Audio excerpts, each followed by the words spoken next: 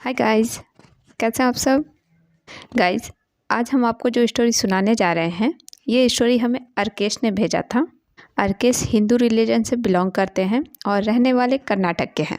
Story सुनाने से पहले आप मेरे चैनल पर नए हैं तो चैनल को सब्सक्राइब कर लें और पास में लगे बेल आइकन को भी प्रेस कर दें ताकि हमारे हर नए वीडियो की नोटिफिकेशन आपको मिलती रहे। और आप सबके पास भी किसी भी टॉपिक पे स्टोरी हो, रियल स्टोरी, तो आप हमारे साथ ज़रूर शेयर कीजिएगा। आप हमें ईमेल भी कर सकते हैं और हमारे इंस्टाग्राम पे भी शेयर कर सकते हैं।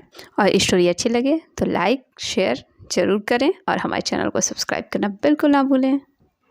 चलिए स्टोरी स्टार्ट करते हैं। अर्केश का 24 साल की उम्र तक खतना नहीं हुआ था।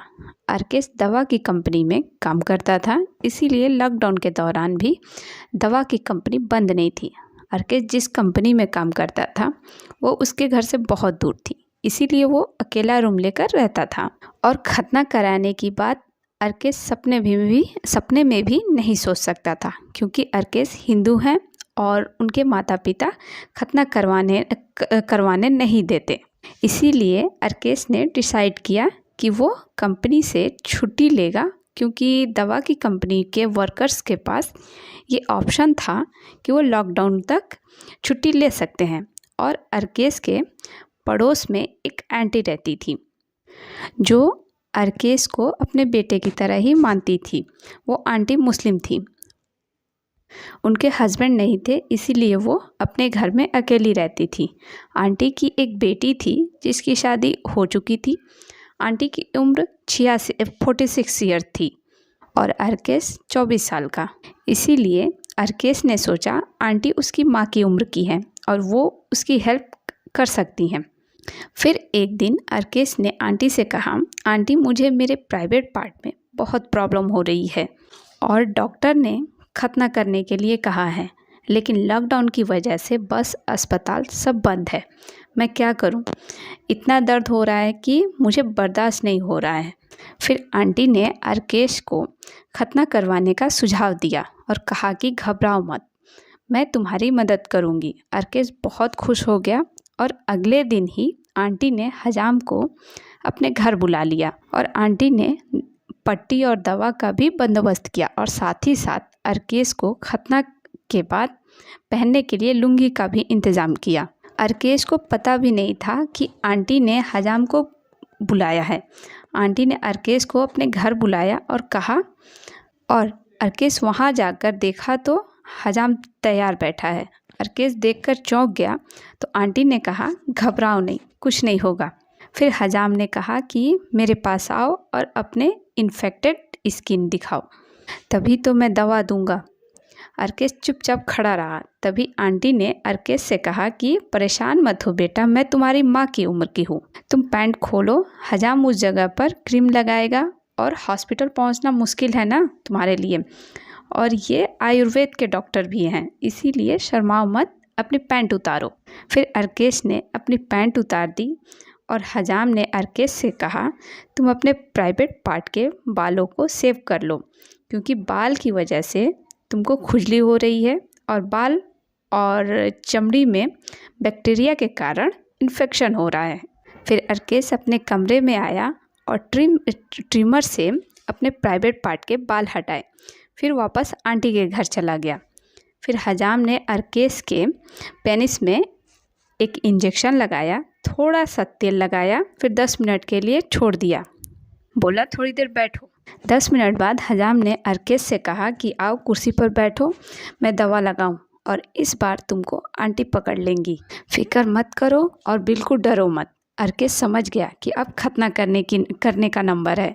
फिर हजाम ने जैसा बताया वैसे ही अर्केश ने अपने पैरों के अंदर से हाथ डाला और पीछे से आंटी ने अर्केश का हाथ पकड़ लिया और आंटी ने अच्छे से अर्केश के पैर और हाथ फैलाए।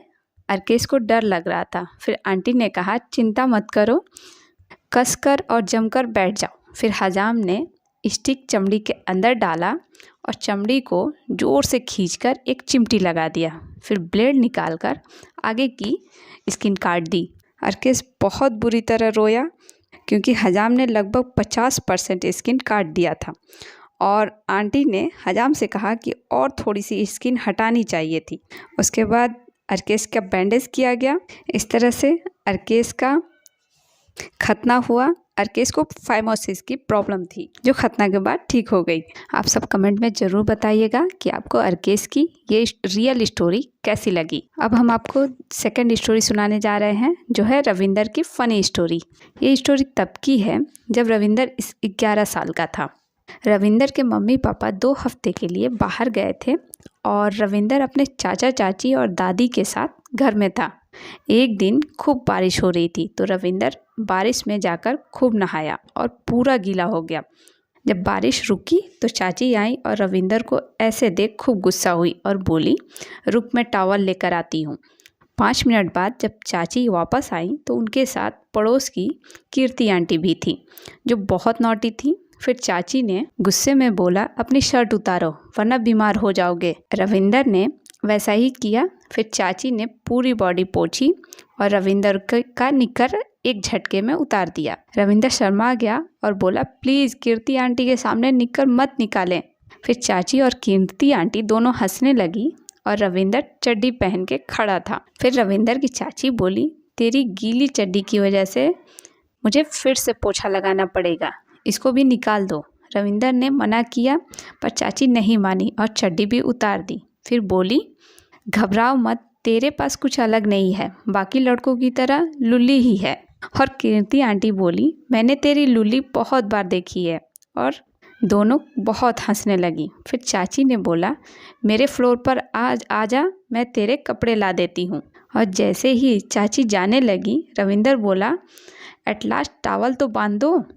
तो कीर्ति आंटी बोली, हमने तेरी लुल्ली देख तो लिया है, अब क्या शर्माता है। और जैसे ही सब नीचे कमरे में गए उसी कमरे में रविंदर की दादी पहले से थी। दादी रविंदर को ऐसे देखकर हैरान हो गई। फिर चाची ने पूरी बात बताई। फिर दादी ने बताया, जब वो रविंदर को नंगू करके ऑयल मसाज देती थी तब ये 7 साल का था, तब तो बड़ा शर्माता था और अब कीर्ति के सामने छोटी सी लुल्ली लटका के खड़ा है। तो चाची हंसते हुए बोली, वो तो अभी ठंडे पानी के वजह से इसकी लुल्ली छोटी लग रही है, वरना इसका भी लुल्ला हो गया है। इस पर सब हंसने लगे और कीर्ति आंटी ने दादी से कहा, इसकी ऑयल मसाज फिर से स्टार्ट करो। रविंदर ने डर से अपनी लुल्ली छुपा ली। फिर कीर्ति आंटी ने रविंदर का जूता पकड़ लिया और बोली, जूते पर भी टॉवल लगा दो। फिर रविंदर को कपड़े मिल गए और रविंदर जैसे ही कमरे में जाने लगा कीर्ति आंटी ने कहा, इसको तो नंगा ही रखा करो, एक ही तो चीज़ है इसके पास छुपाने वाली, वो भी सबके सामने खुल जाती है बार बार। फिर सब खूब हंसे। बस रविंदर की फ़नी मोमेंट स्टोरी यही ख़त्म होती है। आप सब कमेंट में ज़रूर बताइएगा आप सबको रविंदर की ये स्टोरी कैसी लगी और रविंदर और अर्केश में से किसकी स्टोरी आपको ज़्यादा अच्छी लगी। और ये भी बताइएगा आप सब में से फाइमोसिस की प्रॉब्लम किस किस को हुई है। चलते चलते आप अगर मेरे चैनल पर नए हैं तो चैनल को सब्सक्राइब कर लें और पास में लगे बेल आइकन को भी प्रेस कर दें ताकि हमारे हर नए वीडियो की नोटिफिकेशन आपको मिलती रहे। मिलते हैं नेक्स्ट स्टोरी में। Take care guys, thank you.